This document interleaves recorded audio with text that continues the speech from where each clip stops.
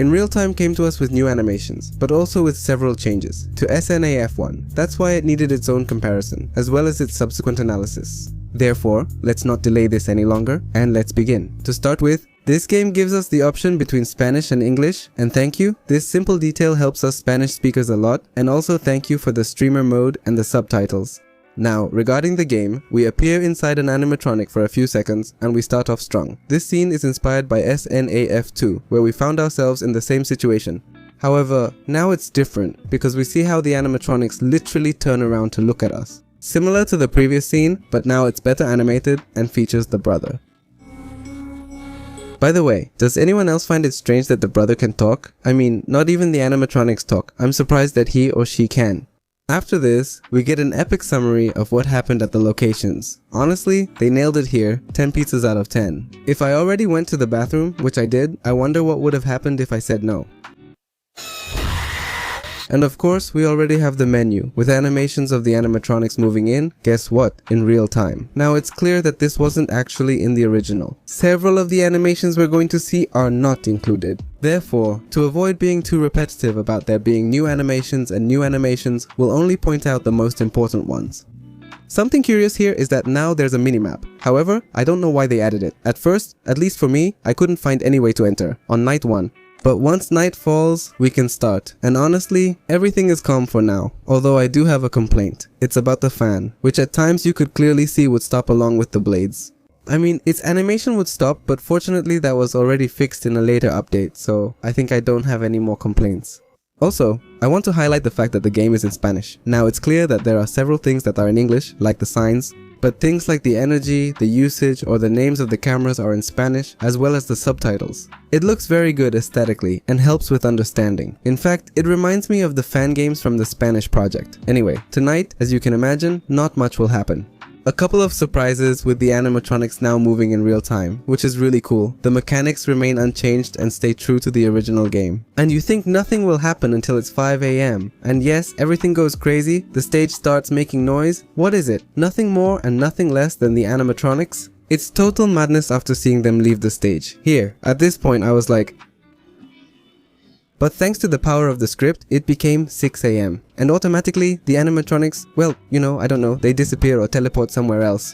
Now we'll come across a cutscene, or video home system, whatever you want to call it. And after each night, we'll have one of these, which will help us understand the story that in real time wants to tell us. Because yeah, nothing beats it, brother, nothing at all. They have to give it some kind of explanation. Even so, many of these tapes aren't very relevant, at least not to the overall story. So it won't really affect us whether we know it or not, so let's continue. Oh, and of course also, after each night, we enter this minigame to explore the pizzeria before playing the nights. It's a vicious cycle. We finish the night, we're in the minigame. In the minigame we go to the night, and at night we go back to the minigame, and at night. In night 2, they'll start calling us. And again, I'm grateful that this game is in Spanish. Now I can understand what they're telling me. The bad thing is that apparently they forgot about this detail in the challenges that come up later on. I don't know why, no subtitles or anything, and it's a bit annoying that at first they include them, but then they just forget to translate or subtitle it. And regarding the phone guy, he's not the same as in FNaF 1. That's because it's a different story. We're not Mike anymore, now we're Donovan, a father who lost his daughter in that pizzeria. And apparently, his daughter's soul is in the brother. Oh, and Mike is now the phone guy. Apparently he now takes on this role. It's all a mess, but this change is to be able to tell the new story of the game. And again, not much happens. A bit disappointing, but the good part comes at night. This one will be about Foxy, basically. We'll be facing him all night, and to make things more fun. We can't close both doors because if we do, our battery will die, and Foxy could get in through either door. This battle is one of the best in the game. It has its low points, because it takes you by surprise that now Foxy has this ability. And you have to understand it, and you'll die several times, because the phone guy doesn't explain it well. But once you get it, it becomes a lot of fun. This scene, and this night in general, deserves a 10 hooks 10. The number you dialed is not available.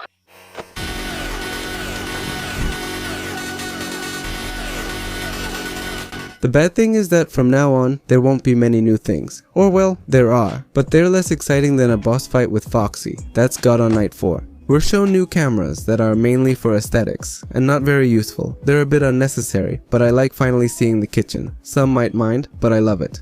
Also, now there's the possibility that the cameras can be switched. Although it's confusing, it's not explained well, and that's why it can be really annoying. At first, I thought they had broken the camera and I couldn't do anything anymore, but no, it just changed position. The good thing is that in a later update, there's now a symbol that makes this mechanic a bit clearer. From here, there's a mini game where we're shown the locations of the posters. It's not very important, but hey, it's there. Also, it gives some relevance to the brother. Regarding Night 5, it doesn't change much. It's the same as always, just harder. The only relevant thing is the arrival of a car at the place. And seriously, there's nothing else this night can offer us, which is a bit disappointing, but challenging. Anyway, after this night, we see who had arrived, which surprises no one. It was Purple Guy, the man in purple, William Afton, the one who killed someone he never should have killed. Yes, that one.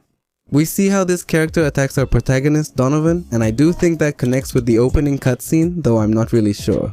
Later, we play as Mike on night 6. It's similar to before, just a harder night with nothing significant happening. As the scene unfolds, I want to emphasize something.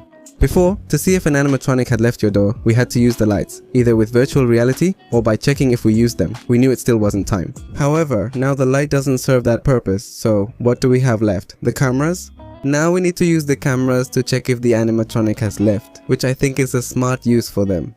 After tonight, there's just one strange minigame about a duck, which I think represents Donovan's daughter, I'm pretty sure. It's creepy and annoying due to the constant background sound.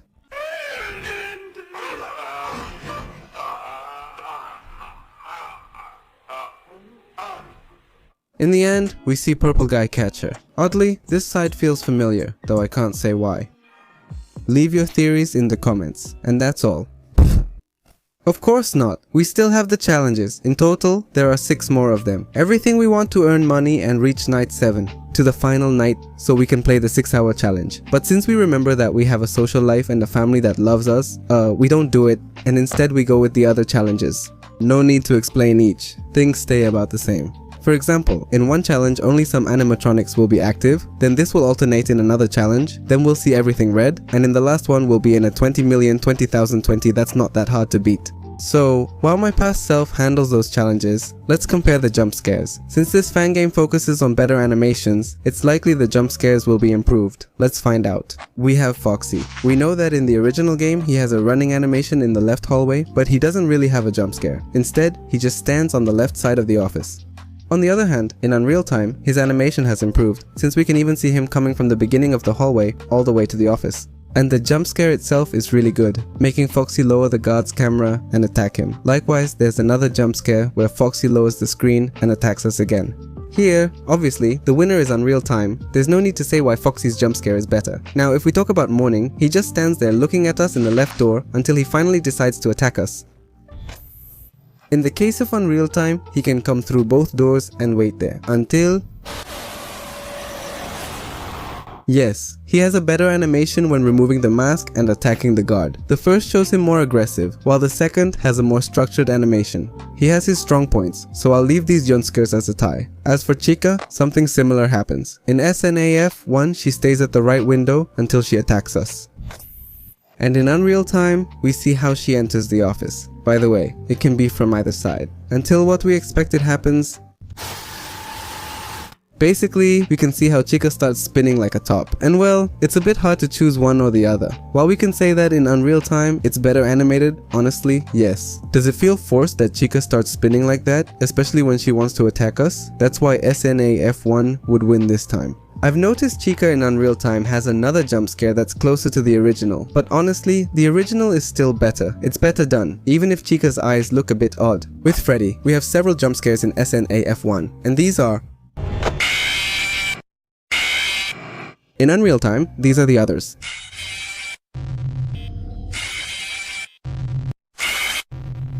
As we can see, they look very similar, except for the one you see on screen. Still, we have to admit that both look great. Overall, we can say that Freddy's jump scares in FNaF 1 are good. Nothing that Unreal Time has improved in this aspect, so yes, it's a tie. However, something I want to add is that overall, the jump scares in Unreal Time don't completely convince me, since it doesn't match the position we have while playing. It's just a detail, but it's worth mentioning. On the other hand, some jump scares I also want to highlight are the ones from 8-bit, which are in time, where we have Foxy, Chica, Bonnie, and Freddy. Also, while it's not a jump scare, there's the scene where the power goes out. Unlike the original, we not only hear Freddy, but also see all the animatronics singing together.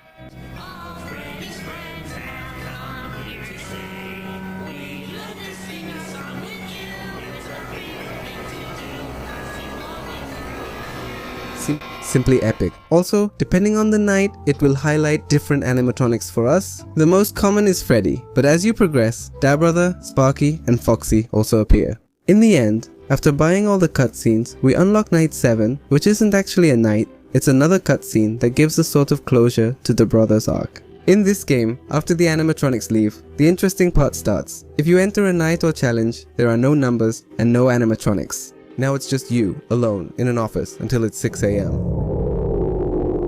Would it be like that without Golden Freddy, who's now in the kitchen? It's just nice to see him. Until now, I thought they had forgotten him. Well, technically, his animatronic friends did forget about him.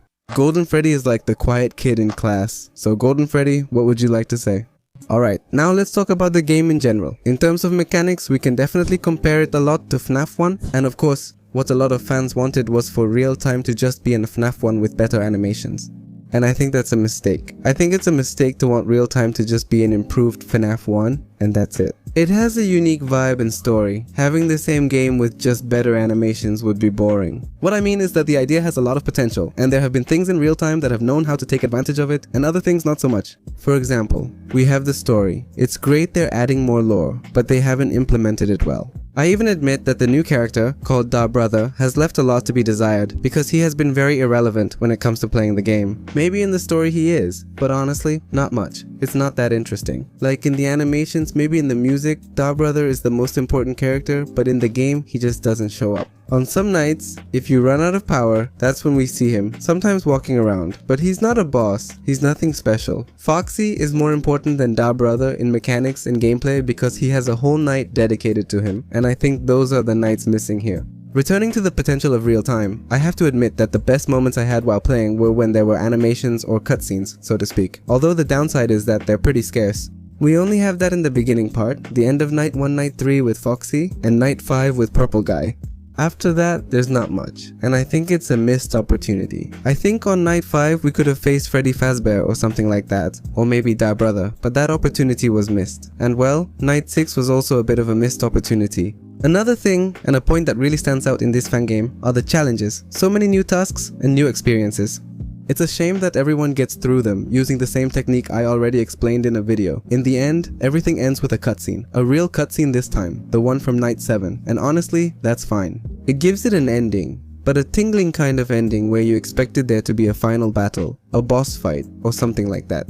So, as a conclusion to the conclusion, FNaF in Real Time is a very good game, a good fan game, that introduced the idea of animatronics moving in real time. It's not just me, many people, maybe even you, find it interesting. So, to those saying FNaF in Real Time is a bad game because it differs from the original style, let the evidence speak for itself and show all capability and potential. What about in real time? I believe the good points outweigh the bad. The negatives are that it strayed from the script and didn't implement. Y en los Jumpscares, tal vez, esas cosas. Pero por otro lado, tenemos un montón. Positive things. New animations, boss fights, cutscenes, and a lot of content. More content than the original game. And I know this video is about a comparison between this game and FNaF 1, I know that very well, but we have to distinguish that they are different games. The first began it all, the second wants to explore more of the original game. That's my conclusion. Share yours, amen, in the comments.